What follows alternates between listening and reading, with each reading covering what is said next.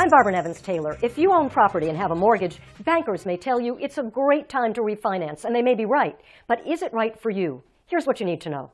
The rates right now are at historical lows, and for those who have gotten mortgages in the past, even if they've refinanced in the past, now they're low enough again for people to do it a second time. Refinancing works for you if you reduce your monthly mortgage payment without significantly increasing your mortgage debt. So you want to keep fees low and get the best interest rate. Banks are competing for your business. Let them do that. Different banks offer different deals. That means you need to shop around. Every bank will have different goals at a certain time.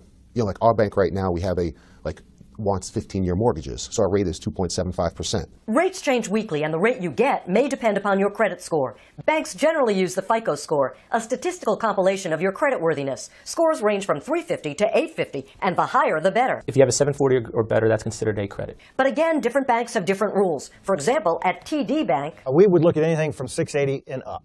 While at Amalgamated Bank, lowest we go is 620, which most people would qualify. Okay, next. The first thing you should be doing is when you speak to a lender, you're asking for a good faith estimate. That spells out the fees, usually 2 to 3% of the loan. For example, on a $500,000 mortgage, 2.5% equals $12,500 in fees. But some of these fees are negotiable. The fees you could negotiate are like everything else in life. You really could negotiate anything. That's why you need to go over the good faith estimate to discover what the fees are as early in the process as possible. You want to know as a consumer what you're paying for.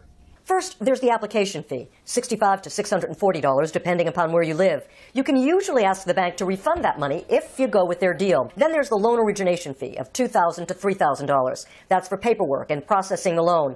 The bank may also charge points, generally 1% of the loan. That's to reduce your interest rate. But again, these fees are negotiable if you ask. Get a good faith estimate from another lender and bring them in to compare. You pay the appraisal fee, $300 to $1,000. But if you ask, the bank may pay for it. Then there's $500 to $1,000 for the bank's attorney. Notary fees are about $250.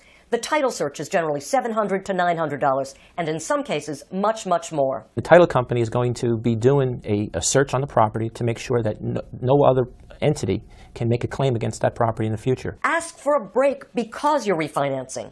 The same searches don't have to be done because you live in your house, so that saves money there. Nevertheless, you'll pay title insurance for you and the lender. It's usually a percentage of the loan. Fees range from $175 to more than $4,000, depending upon where you live. And banks generally require prepaid taxes and homeowner insurance. They hold the taxes and insurance in escrow.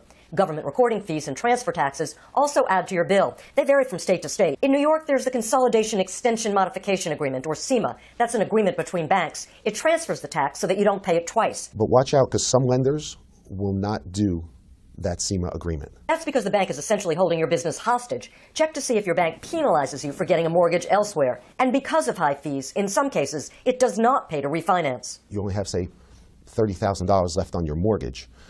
It really doesn't pay. And you're better off taking that money that you pay for the closing costs, putting it in your mortgage, maybe doubling up your payments. If you do decide to refinance, it's your choice to pay fees up front or fold them into the mortgage, which increases the amount you owe. There's really two ways to look at it. You could try to keep your monthly payment as low as possible and pay it up front. Or you can hold on to that money, because with rates being so low, that money might be able to be better used for you in the future in other investments. Refinancing is great if you reduce your monthly mortgage payments significantly, don't end up paying high fees, and don't add a whopping number to your mortgage balance.